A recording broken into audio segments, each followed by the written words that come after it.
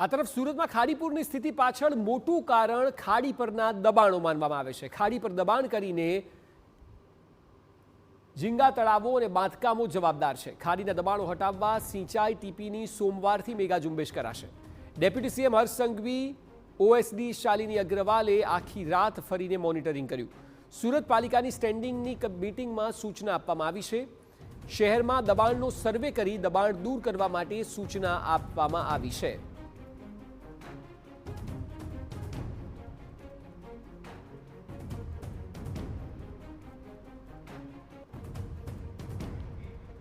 તો સુરતમાં ખાડીપુર બાદ મીટિંગોનો દોર યથાવત છે। પ્રધાન કનુ દેસાઈની અધ્યક્ષતામાં સમીક્ષા બેઠક યોજવામાં આવશે। શહેરના પદાધિકારીઓ અને અધિકારીઓ હાજર રહેશે। ખાડીપુરની સ્થિતિ ન થાય તે માટે સૂચનો અને અભિપ્રાય પર ભાર મૂકાશે। અત્યાર સુધી કેટલું કામ થયું તેને લઈને પણ સમીક્ષા કરવામાં આવશે।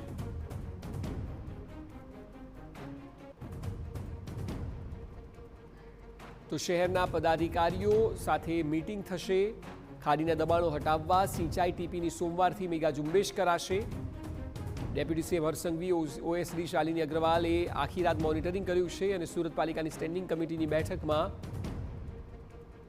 આ વાત કરવામાં આવી છે। હાલ પણ પ્રધાન કનુ દેસાઈની અધ્યક્ષતામાં સમીક્ષા બેઠક યોજાવાની ચર્ચા છે। શહેરના પદાધિકારીઓ અને અધિકારીઓ હાજર રહેશે।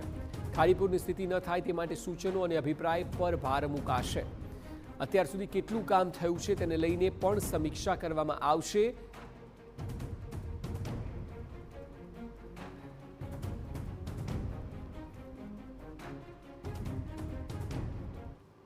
તો વિષય પર વધુ માહિતી આપી રહ્યા છે સુરતથી સંવાદદાતા બળદેવ સુથાર। સીધી તેમની સાથે વાત કરીશું। બળદેવ, હવે બેઠકોનો દોર ચાલુ છે અને પ્રયત્નો એ થઈ રહ્યા છે કે આ સ્થિતિ ફરી ન સર્જાય, પરંતુ એ બેઠકો વિશે તો માહિતી આપો। સવાલ એ છે કે એવું તો છે નહીં કે પ્રશાસનને ખબર નહોતી કે આ પહેલાં આવું નથી થયું। દર વખતે જ્યારે થાય ત્યારે મિટિંગોના દોર કરવામાં આવે છે, પરંતુ ગ્રાઉન્ડ રિયાલિટી નથી બદલાતી, એ પણ તો એક વાસ્તવિકતા છે।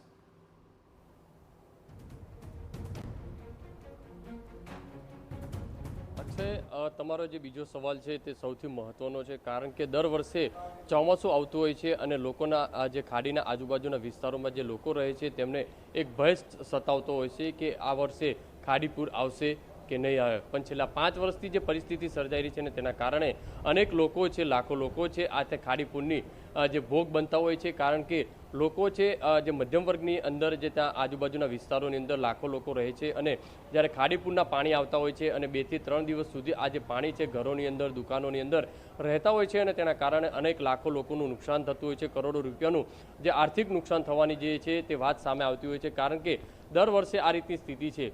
માત્ર આ વર્ષે જ ખાડીપુર આવ્યું હોય, ગયા વર્ષે ખાડીપુર આવ્યું હોય એવી સ્થિતિ નથી।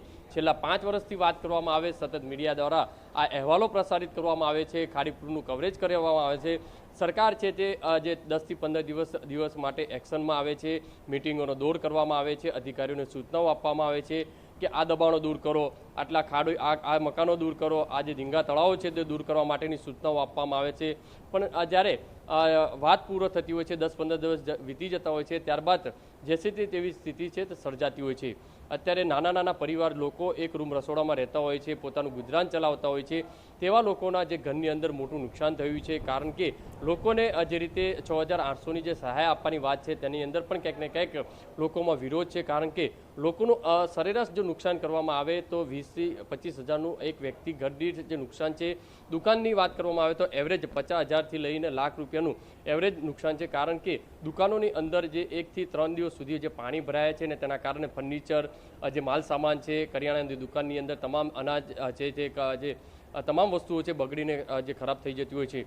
અક્ષય, સૌથી મહત્વની વસ્તુ એ છે આ સુરત શહેરની અંદર અલગ અલગ જે 5 જેટલી જે ખાડીઓ છે તેની અંદર ઉપરવાસની અંદર જ્યારે ભારે વરસાદ વરસતો હોય છે ને તેનું પાણી છે તે સુરત શહેરની અંદર આવતું હોય છે, પણ સુરત શહેરની અંદર જે ખાડીઓ છે તેનું અંદર એટલું દબાણ કરવામાં આવ્યું છે કે ખાડીઓ છે તે અત્યારે ગટર સમાન થઈ ગયું હોય તે રીતના દ્રશ્યો છે તે જોવા મળી રહ્યા છે। કારણ કે સુરતની આ સરથાણા, જગતનાકા, સારોલી વિસ્તારની અંદર આ જે છે જે ખાડી શરૂ થતી હોય છે ત્યારથી લઈ અને જે ડુમ્મસ દરિયા સુધીની જો વાત કરવામાં આવે તો અનેક જે ખાડીના આજુબાજુની અંદર મસ્ત મોટી માર્કેટો છે, મસ્ત મોટા જે બિલ્ડિંગો છે તે બનાવવામાં આવ્યા છે।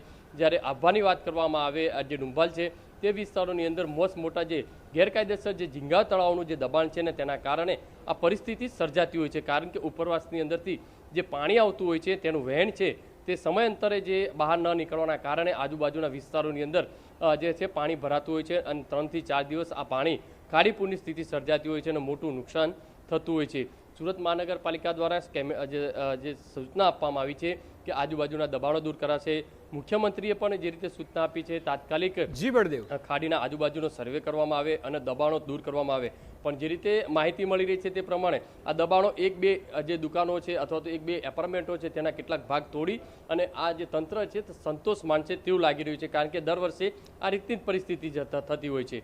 ત્યારે જોવાનું રહ્યું કે તંત્રને આ તમામ બાબતો ખ્યાલ હોવા છતાં કેમ આટલી બેદરકારી દાખવે છે તે એક મોટો સવાલ છે. અત્યારે ટૂંક સમયની અંદર દ્રશ્યો બતાવવાનો પ્રયત્ન કરીશું કે સુરત સર્કિટ હાઉસ ખાતે અત્યારે જે છે કનુભાઈ દેસાઈ છે તેની અધ્યક્ષતાની અંદર જે મિટિંગનું છે તે આયોજન કરવામાં આવ્યું છે અને તમામ અધિકારીઓ, કલેક્ટર છે, મ્યુનિસિપલ કમિશનર છે અને પદાધિકારીઓ એસએમસીના તમામ લોકો સાથે મિટિંગનું જે આયોજન કર્યું છે અને તમામ મિટિંગની અંદર અત્યાર સુધી કઈ રીતની પરિસ્થિતિ જે થઈ છે, કેટલીક સહાય.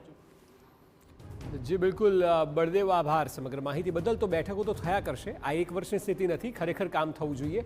બાકી આવતા વર્ષે એની સ્થિતિ સર્જાશે અને લોકો ફરી એકવાર નુકસાન ભોગવશે. વેપારીઓ, સામાન્ય લોકો, લોકોના જીવ પણ જશે. પ્રશાસને ખરેખર સુધરવાની જરૂર છે.